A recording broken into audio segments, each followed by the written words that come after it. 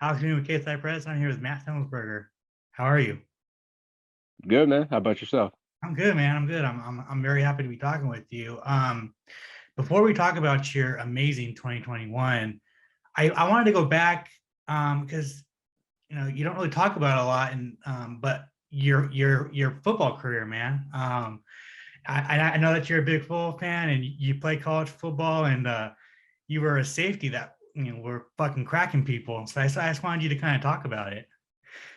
Oh yeah, dude. Football. I always tell people football was my first love, and then fighting kind of came in and took over eventually. But yeah, dude, football is always. I started playing football when I was 6 years old, and like literally like bare minimum age to get in, and it was like tackle football right off the get go, man. So literally, I just was raised playing football, watching football, and just like being excited about football, man. So it's such a huge part of me. So I'll always have love for the game, man, for sure.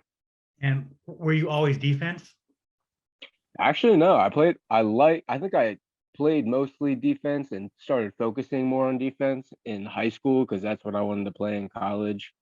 But I actually played running back a decent bit, and then, dude, believe it or not, until my middle school years, I played offense and defensive line. I played nose guard on defense, and I played like left guard or something like that on offense. And I wasn't that big, but I was just aggressive and like wasn't afraid to like push people around. So we had like a really, really good little league team. We won like four straight Super Bowls and stuff. But I'm telling you, man, it was like our offensive line was a bunch of small guys who were like wrestlers and just like some scrappy kids, man, who just like to get up in the shit. Damn, damn. So then, you go to college, right? And you're a safety, correct? Yeah. And I mean, I guess tell me like your style of play was. I mean, I think you said that one of one of your favorite players was Sean Taylor, and you tried to like emulate him. Oh yeah, big time. And so in high school, I played free safety. In college, I got slated down to this strong side, more like a strong safety type of position, which suited me better because I was pretty big. And I wasn't always like super fast. So when I got to college, it was more of a like a strong safety, more like a linebacker hybrid position. But dude, yeah, Sean Taylor was like my idol, man. He still is one of my like all-time heroes, and like even taking that into fighting, trying to be somebody who hits hard and just goes and throws pretty much throws recklessly in some fashion. But that's like how he played the game, man. The dude just like had no fear. And when he would decided to launch himself into something, it was just like he was putting everything into it. So that's I love Sean Taylor for that reason, man. But he's just there's so many good things about him. Yeah, it's just funny. Like just like randomly, I'll bring up the video of him in the All Star game, just cracking that punter. Oh, bro, yeah, dude, he decleated him. Oh my goodness. Yeah, but it's brutal, brutal. So then, so when did you? I mean, I guess did you find out that you just weren't going to make it to the NFL? Did like Pretty much, yeah. I'd say I I went into college with the intention of having a good standout career, even being at like a smaller Division 1 school where you didn't have as much exposure. So my plan was to like just grind and and just ball out in college and hopefully get like a spot, maybe a tryout or like some sort of draft, maybe be drafted or go to like CFL and try to work my way in somehow. You know, kind of similar to like how it is with amateur to pro fighting and whatnot. It's like similar in some sense. Um, but what were we talking about again? I went off on a tangent. no. It's I was just asking like how you found out that like you weren't going to make it to the NFL. Yes. Okay. Sorry. So yeah, basically I went through like a few years. I got playing time, but I really didn't get like a full season of starting position until I was like a senior, in my senior season. So, and I attribute it to a lot of different things, man. Just being in college and like growing as a man and as a person, and just like the temptations and all that stuff, man. So I went through my own trials and stuff like that where I lost focus and often like kind of was at a crossroads with if I really wanted to put the work in to get where I wanted to get with the football thing. And I really didn't get on board with it until like my senior season, and I balled out, man. I did really, really well.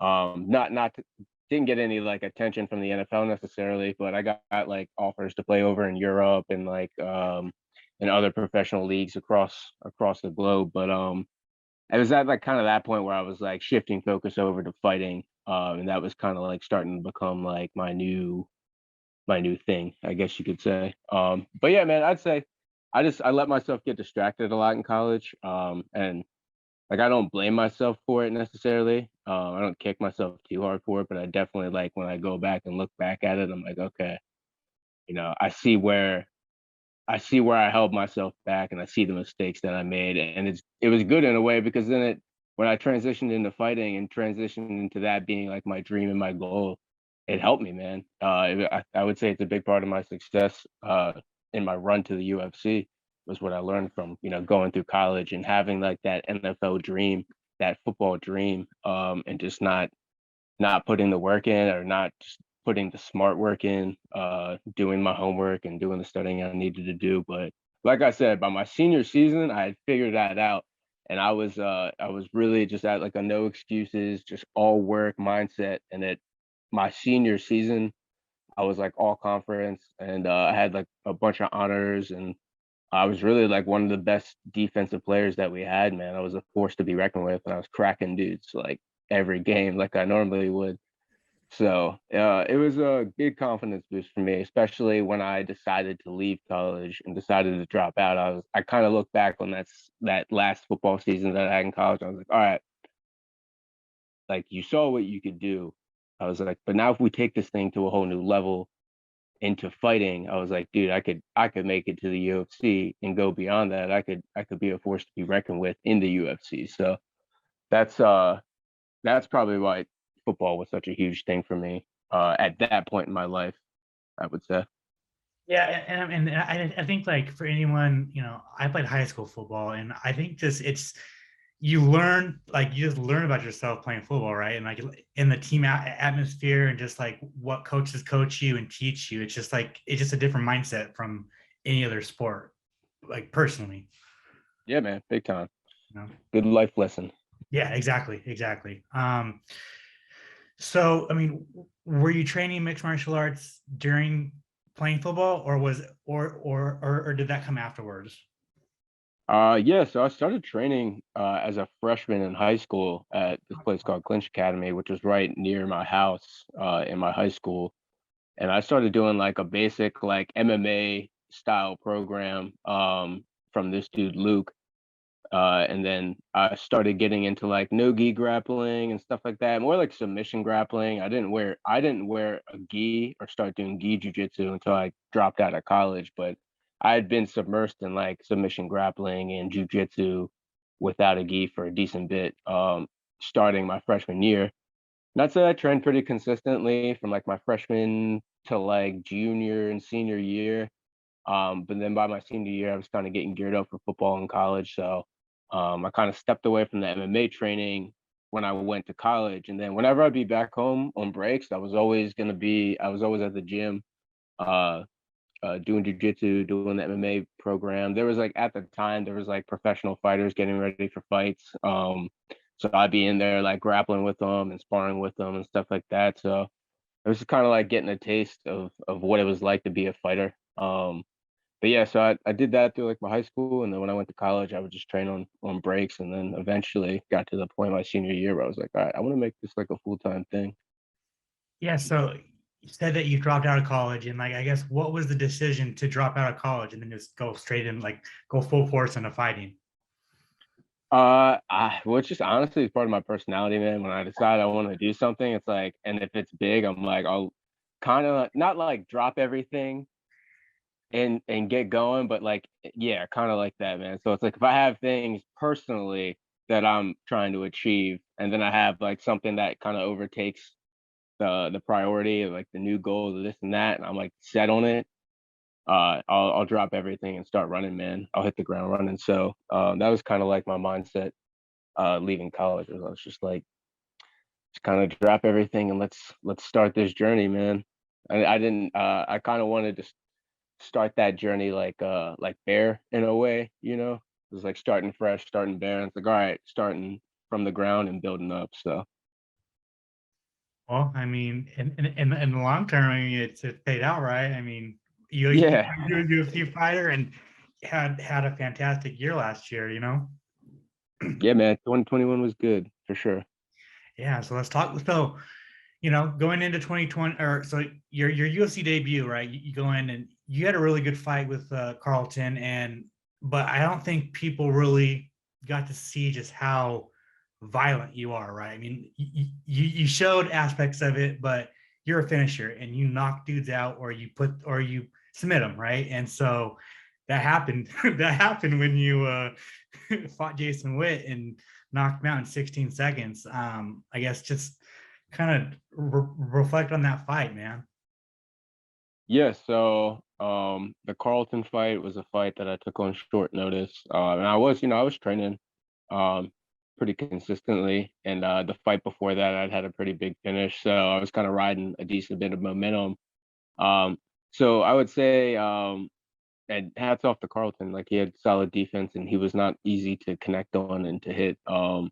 So I'd say like yeah, like I didn't really get to fully display the power, display like my abilities, you know, mainly because to be honest, like I was in fight shape, but it's like I took the fight I think on like two and a half weeks notice or something like that. And originally I was supposed to fight this dude Phil Rowe, and then he dropped out, and then that's when they signed Carlton. So it was kind of like a merry-go-round of things. I was like, I don't really know who I'm fighting, but I don't really care. So when I went in there, you know, I pushed a good pace, but not as good as I know I can if I had like a full camp under me. So going into the Jason Witt fight, I had a full camp under me. I'd been very disciplined and very focused on that specific game plan for that fight for a guy like Jason. So I was just super consistent, had a full camp, man, and going in there, I was just iron focused, like in the zone, in the flow state, however people want to say it. Like I was dialed in, man. And even reflecting on this last fight, I kind of went buck wild after I finished Martin. And but like in contrast, I'd say with Jason, it's kind of like that first big UFC win, my first big like full training camp. I go through everything, the whole process, and then going out and getting a win like that quick. I was just like kind of stunned in a way, not because I couldn't believe it that I could do it because I know I could, but just like stunned in the sense like, man, that's like it's just crazy. Like holy shit. I mean, It's like almost like I'm a spectator too, man. I swear to God. Like as much as I'm doing it, I'm a spectator too. I surprise myself sometimes with the stuff I do, and I'm like, oh my goodness. I mean, and I don't know if it's like silly, but like, you know, you train 8 weeks and you fight for 16 seconds. I mean, it is what it is, right? I mean, Yeah, or man. did you want more cage time, or is it like mindset like you don't get paid by the hour or you don't get paid by the minute? Yeah, I mean, hey man, I'll however it goes is however it goes, man. I mean, I feel like I'm a balanced person. Like I wouldn't want to go in every fight and finish it real quick and have that mentality every fight. I have the mentality that like I'm gonna have my specific things I'm trying to do, but in terms of like how quick I'm trying to do it, like I'm gonna be patient with it. So I think patience is a virtue for sure as a UFC fighter. But at the same time, it's like we're entertainers. We're expected to be aggressive, and that's how you win fights is being the aggressor, whether that's striking or grappling or whatever. So it's like you got to find that balance in a way. And then, so when you get that 16-second knockout, Jason, what did you get a whole new wave of new fans? Oh yeah, big time, man. I think I'm more active on Instagram, and I think I gained like 5 or 6 thousand followers that night or something like that. I was on ESPN's top 10 that night, which was pretty cool. So Yeah, man, I've gotten a decent amount of following from like my few fights I've had with the UFC, so it's nice getting some recognition and meeting new people too, man. I try, it's a lot to engage with people, man. It's like I only have I think like 10,000 followers on Instagram. I can't even imagine some of these cats with like hundreds of thousands or millions of followers, and I'm like trying to keep up with comments and this and that. So um, but I know like I like doing it, man. I like taking the time to do it because I do want to like meet people and meet the people who are supporting me and watching me and tuning in. So it's cool, man. Few last things on this. So you said you were on the top 10 of a sports center that night. Did you have people that you haven't talked to in a while, like recognize you on sports center and Yeah. pick you up? Yeah, I had a bunch of like messages on Instagram and stuff like that coming in of like just a bunch of people from like my community and people that I hadn't talked to in a while, like with like the actual like them like filming the top 10 or filming the replay of the knockout or something like that. So it's cool, man. Very wholesome moment after a win like that because you just it's like you get to reconnect with a bunch of people in a way. It's really really cool. So it's like some people that I like if I saw them, I'd be like, oh my god, like it's good to see you. I'd be super happy, but it's just like I don't think about them. You know, I haven't seen them in years and stuff like that, and then they hit me up with like, dude, that was crazy, that's amazing, and it's real cool, man. It's a very cool, wholesome thing about being a fighter.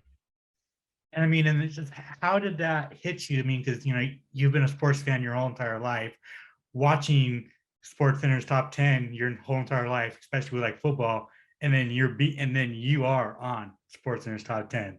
I mean, how did that feel? Pretty crazy, man. Pretty surreal in a way. Almost like you don't believe it, but yeah, man, it's really cool. Yeah, so it's rad. What did you buy with your performance of the night bonus? Honestly, not anything too big yet. I haven't. I want to like try to get my money up a little bit before I like make any big purchase. But like smaller lump sum spending, I like spending some money on tattoos. So I got a bunch of new tattoos that I'm gonna unveil next fight. I'm big into art and stuff. Invested in like some a camera and like I want to like get into like some streaming and stuff like that for my video gaming and like me and my buddies at the apartment play like tabletop and like Dungeons and Dragons and stuff like that. So been dropping some money on some of that stuff. And then yeah, man, just like real small stuff, man. I'm not like a super material person, but I do have like if I'm out and about and I happen to see something that I like, man, I'm like, oh yeah, I'll cop it. So I'm saving up though for something big. I don't know exactly what, but I feel like I'm just gonna keep saving up and then it'll hit me eventually. Gotcha, gotcha.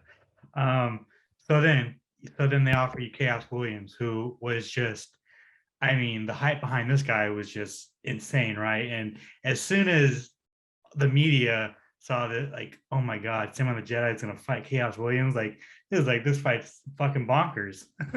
um, so looking back at that fight, I mean, he won, but a lot of people actually thought that you could have eked out that decision.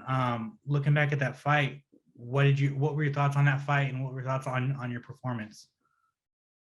Yeah, I think I could have stolen the fight if I would have let, I guess for lack of a better terms, let everything fly in the end because I think I played it smart the first two rounds, and I played it more conservative and more like disengaging type of style, and kind of being very careful with how I pick my shots, which you have to do with a guy like Chaos because he's one of those guys, man. He just has that stupid crazy power, and I think it just comes God given. So and he's just like his name suits him well, man. When he explodes, and I've been in there and I felt when he explodes, man. It's like it's a lot, man. Very scary in a way. So I think I played it very smart the first two rounds, but I just didn't step on the gas like I needed to, man. Particularly in the last round when he was a little bit worn down. I started, I think, eating at his leg with the leg kicks and stuff like that. So it was kind of disappointing to me in a way, man. At first, kind of like the first reaction after losing. I was like super disgusted with it. I thought like game plan wise was like trash. I was like I felt like I was running the whole time, just being a little scaredy cat. But then after watching it and really thinking about it, I was like, okay, well, yeah, like we needed to be smart, we needed to be careful, but you should have flipped the switch. Excuse me, flipped the switch in the third round and started just raining everything that you had. Because I don't know, I think that was kind of like my mental game plan going in, was to try to wear him down and like pick my shots accordingly. And then when I felt like I had him down kind of to my level cardio wise, I could pour everything on, but I just never did, man. Never hit the gas, never hit the nos in the end like I needed to. So I think that was the main thing I learned with that fight. As I did learn from all that cage time with a dangerous guy like him that, I learned how to be smart and stay safe, but just wasn't as active as I needed to be. And then that was your first UFC loss, and it snapped a big winning streak for you. I guess what were the emotions like with that? Not too bad, man. I don't harp too bad on like win streaks and lose streaks and stuff like that, man. So, um, I was more just disappointed and focused on like the what I went wrong with myself mentally in the fight. I think that was more the focus that I had after losing. But yeah, man, I didn't really have an issue with the although it would have been nice. I think that would have cracked. I would have set a new record for my win streak. So as soon as that was over, I was like, all right, well, now we just have an even better, bigger goal. So now I got to do it in the UFC. I think six straight is it will be a new record. For sure, for sure. And then you come back, UFC 266, in front of a crowd, in front of a packed house. Uh, you knock out Martin, and it was crazy because during weigh-ins, he was just he didn't shake your hand. He was it was kind of like hostile. Um, and I don't know if you answered this during the press conference, but did you take that personal?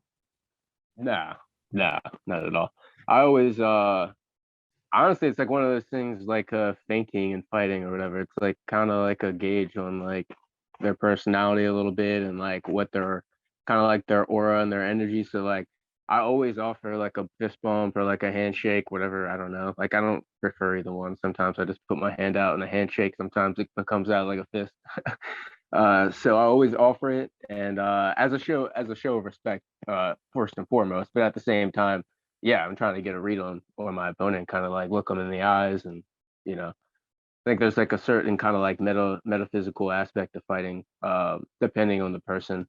But I feel like yeah, whenever I fist bump and I look them in the eyes, it's like a sacred thing from opponent against opponent or fighter against fighter.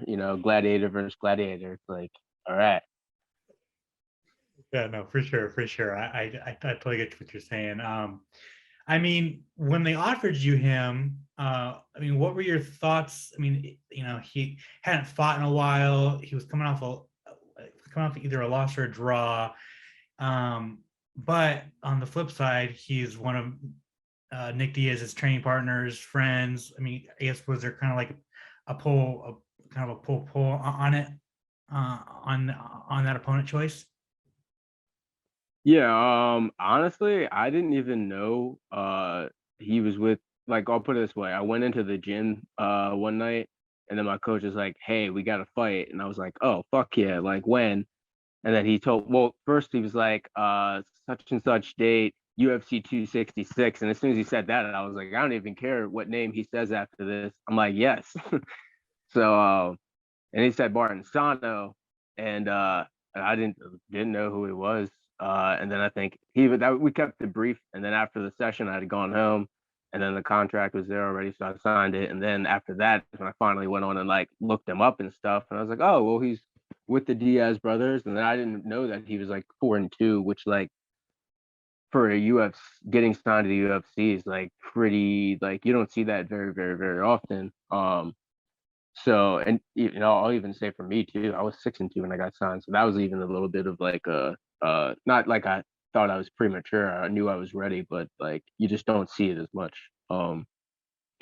So yeah, man. I felt like my type of mentality is to not really care necessarily who I'll be fighting. I have to care enough to like do my homework and know what they like to do and know their game and their style, but at the same time, like their personality and it's like everything else, that other baggage, man, I just kind of leave that stuff out. So I just knew that he came from a good camp and in the Diaz brothers. And I looked at his record. He fought some guys in Bellator, he fought some decent guys. So it's one of those things. He didn't have exactly the experience, but he had the background. He trains with a very, very good gym. So I was going into that fight ready for 3 full rounds of uh of heavy fighting, man. So that's kind of the way I was looking at it once I heard about the fight.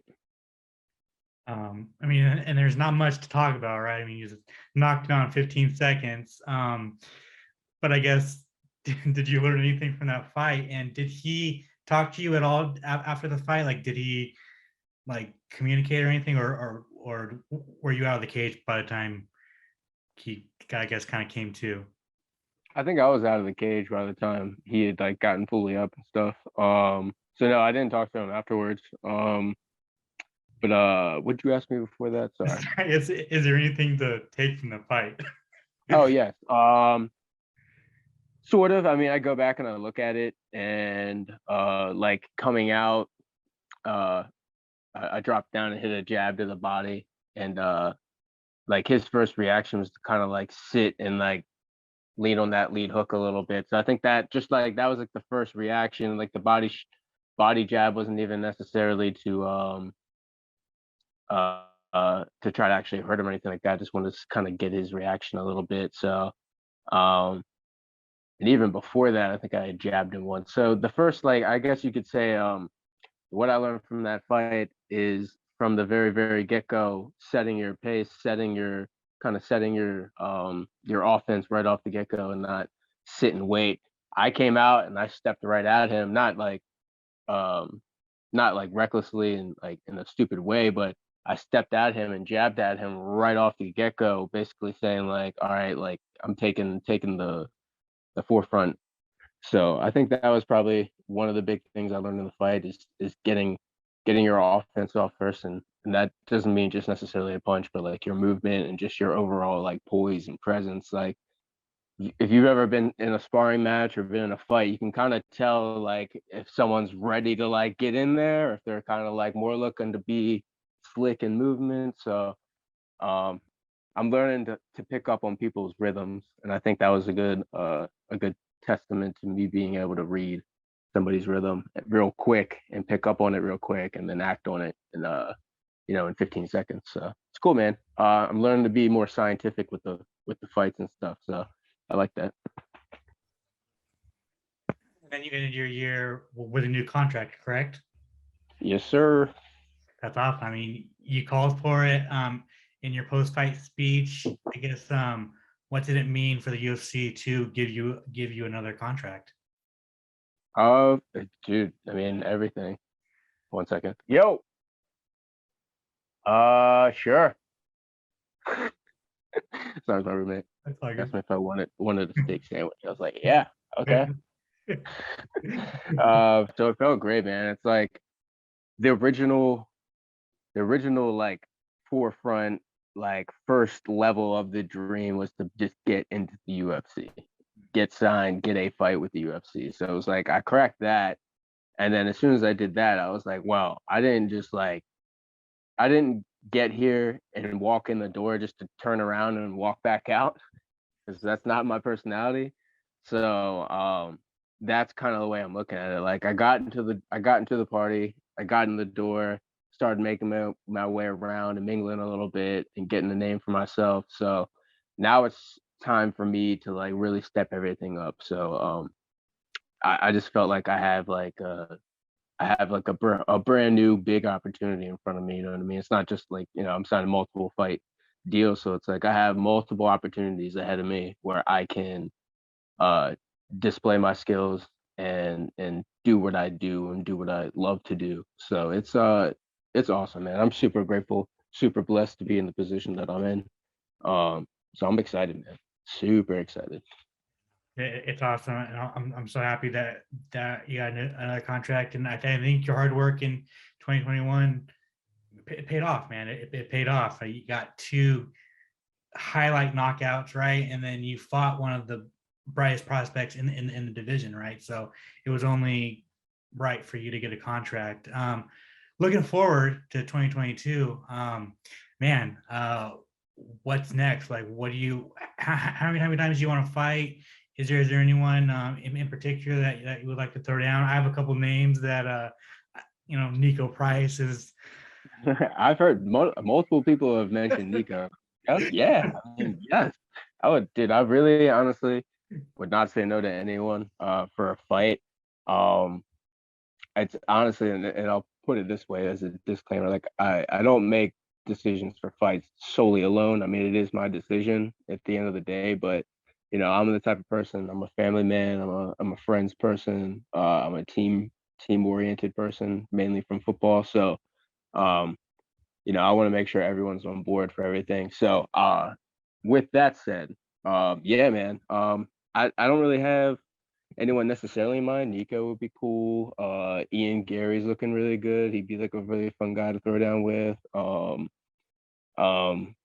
but yeah, dude, I'm ready for whoever, man. I just want to be challenged, and I want to be challenged by experienced, guys who've been through it and have experienced records and who have fought multiple guys from all over the world. Like I just want the variety, man. I want to face, I want to fight a man from every continent by the end of my run in the UFC. So I'm excited, man. I just want to get a fight, and honestly, I'm just waiting for a name. So we'll see, man. You want to get 3 fights again in? Oh, fights, yeah, dude. So we have a bunch of guys at my gym who have some fights coming up here in January, and then I think like February 12th is like our last card with a bunch of guys on it. So after February, like mid-February, I'm trying to hop on something. Whether it's short notice or I get a call tomorrow and get something set up for like March or something like that. But dude, I'm ready for like basically mid-February on, man. I'm ready to get a fight, and I want to fight 3-4 times in the year if I can, man. Just kind of like I did for my first four. I think I just barely went over a year, and I had like 4 fights in that span. So I'd like to get at least just as many in that time frame, and if not, more. So I want to be active, and I want to be a person that can be like called on to come out and do short notice fights, because I I do find like love and pride in doing stuff like that, man. Like taking stuff on short notice and just coming in and filling in. I would love to do stuff like that. So as soon as mid-February hits, I'm ready to do it, man. So I'm just kind of prepping and getting myself ready for all that. Where did your nickname come from? Oh, Semi the Jedi. So originally my nickname was just Semi, like a Mack truck. So my last name Semelsberger is like really long, and like even the way it's spelled out, it's like really hard to say. So my football coaches back when I was like 6 years old or 7 years old, my older brother, who's like 2 years older than me, played too. They would all get really annoyed with like having to call us Semelsberger all the time. So my one family friend slash football coach, Coach Jarbo, started calling us Semi, and it kind of just stuck. It was weird, man. It's like, Semi, it's a condensed version of my last name, Semelsberger, but then I started cracking kids in football and like running people over, and I was just like I was like a freight train in football trying to kill people, man. So started kind of getting like the whole semi Mac truck like thing kind of tagged onto it. And then I think by my college year, I had made an Instagram, and this was like my freshman year of college, and just like it's when you make like your display name or whatever. And I never even thought this would be my fight name, but I was just like, oh, well, it's semi something that rhymes. Oh, the Jedi. And before I get even further, I'm a huge Star Wars fan. I love Star Wars, and I'm huge into like the Jedi lore. I got a bunch of books and like comics and stuff on them that I read. So disclaimer on that. I didn't just pick it just because I thought Jedi was cool. Um, So yeah, I added the Jedi. I think after or right before my Philadelphia fight, which was the fight right before I got signed to the UFC. So I didn't add the Jedi until literally like the fight before I got into the UFC.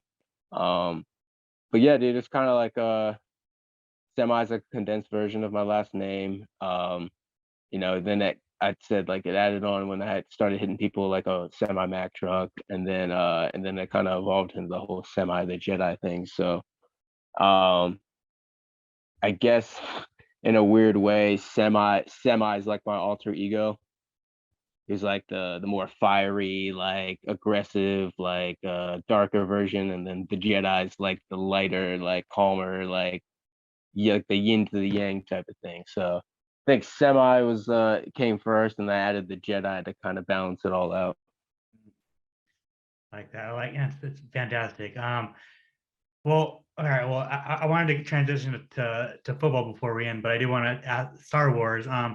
What were your opinion on the last three movies? Do you think Disney kind of just kind of made them it just not? I liked them at first, right? And then like rewatching them, I'm like, I just don't feel the magic as I did with the original trilogy. You know what I'm saying? Yeah, and I think that also goes with like it's like the old saying like original is always better than the sequel. You know what I mean? It felt like where I guess they wanted it to be a continuation of the story, where it really felt just like a whole new thing in itself, I guess. So it just didn't have that same like authenticity that it had. So I mean, I still like could find I still like enjoyed it. You know what I mean? It's like 2020s, and you're having I'm sorry, like late 2010s, and you have like all this CGI technology, so you can make it like the coolest looking thing ever. But um, yeah, man, I just didn't really enjoy it as much as I thought I would. Um, but I still love Star Wars. I actually have been super into like Marvel puts out a bunch of the comics now. Okay. Like I have this one, it's like the Journal of Obi-Wan Kenobi. Hold on, I should show it to you. So here. Yeah. Oh shit. Okay. Yeah. So it's like that one. It has like they have like a bunch of those, man. It's really cool. I enjoy reading. I like watching movies and stuff, but I'm super into like comics and like graphic novels and stuff like that. It's basically like watching a movie for me. I know it's not like that for some people, but for me, man, it's I enjoy reading it. Rad. That's rad. Are you enjoying Star Wars as TV, like The Mandalorian, Boba Fett, stuff like that? Dude, people would be pissed. I haven't watched Boba Fett. I haven't watched any of the Mandalorian. I've Oh been shit. training a lot, man. That's true. True. I've been Jedi training. All right. Totally understandable. Totally understandable, man. So finally, NFL. Let's just talk some football, man. Man, this season has been wild, right? Has man. Has. Um, who do you think is going to make it to the Super Bowl, in your opinion? And also, who's your team? So honestly, man, I don't pay much attention big time to the NFL anymore. I do because I play fantasy and stuff, but Washington is my team and my family's team. Like I grew up in a Redskins fans household, and then you know how that goes kind of. I don't know who you support for the NFL, but I think you know how Washington football goes. Yeah, I do. Sadly. yeah. So I was brought up in the lore of being a Washington football fan, so it was fun. Um, I still love them in a way, but God knows if they'll ever get their stuff together, man. I mean, they were looking good, and then they just kind of like fell apart. Yeah, dude, like they always do, man. They always have a lot of good talent, man. That's like never an issue. I feel like they have a lot of talent. Um, but it's just like I don't know if it's just the chemistry of the team or what, man. But and even injuries, I'd say injuries have plagued them for forever. So they can just never bring it all together, man. You're right. They just fall apart. And whether it's right in the beginning of the season or in the middle or the end, it's rough, man. mean, I mean, they had RG3, right? And he was like he was the second coming, right? And he gets injured, and then they play him while he's injured, and then they just fuck his career. It's just like, Yeah, Super Bowl wise though, man, I'm not sure, dude. The Packers are looking pretty good. They've seemed like they've been the most like consistent with everything. And of course, Aaron Rodgers is just a freaking beast at quarterback. And then, Tom Brady with the Bucks. Bucks have been looking good. Their defense is pretty good. I had their defense on fantasy and they did pretty well for me. So, um, the Rams are looking pretty good. I like how they're looking. Cardinals are another one I think could be possibly there. Um, but yeah, man, those are probably like my few if there had to be. So I don't even know, man. As long as I've been paying attention to the NFL, I still am like tripped up on like AFC, NFC, and stuff like that. Um, who do you think, man? Who do you think's going? man, I think it's like a three-horse race between the Packers, the Rams, and the Cardinals for the NFC. Although the 49ers are just like super sneaky and they're like Yeah. picking up steam. As for the AFC, I mean, in the beginning of the season, I didn't know if the Chiefs were gonna go, but now the Chiefs are just looking super dangerous. So it's like Oh how yeah, I forgot about the Chiefs. Yeah, Chiefs could do it too, Bengals man. Bengals are like, dude, so Bengals, yeah. Actually, yo, that's who I forgot to mention. Yeah, because Burrow has been looking really good, savage, and savage. they've been looking pretty good as a whole, man. But Yeah, yeah, it's gonna be interesting, man. I'm definitely gonna pay attention to the playoffs more than I did the regular season. That's for sure. dude, totally. It's been a very fun season, but these playoffs are going to be nuts because it's like there's not one like super favorite like they have in like previous years. You know what I'm saying? Like literally Yeah. anyone can make it. So it's just going to be fun. It's just yeah, it's gonna be fun. Fights are coming back next Saturday. Yeah. You know what I'm Heck yeah, saying? man. I'm pumped. Who you got between Calvin Cater and Giga? Ooh, that's tough, man. Feel like maybe Giga. I think I mean I'm not counting Calvin out at all. I think he very well could go in there and win. And actually, I mean, I could totally see it because he seems like the type of guy to come off losses and stuff like that and just get better from it. And he's just freaking tough as nails, man. The guy can take so much punishment. Obviously from the Holloway fight. So if he can string together some offense and and be offensive and not like take shots and become like the nail per se, like he was in the Holloway fight, I think he'll do pretty well.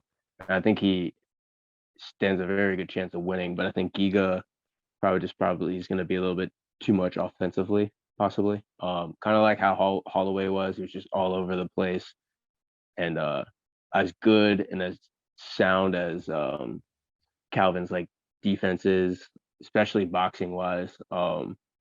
It's like phenomenal actually to watch. As good as it is, man. You can't like kind of like going back to like my chaos fight. You can't just play defense the whole time. So it's gonna be a good fight, man. But if I had to guess, I'd say Giga. Yeah, no, it's such a toss up fight for me personally, but I think I'm leaning Giga too. Finally, before I let you go, what is your favorite comic that you own? My favorite comic that I own. That's a tough one, man. I got a decent bit of them.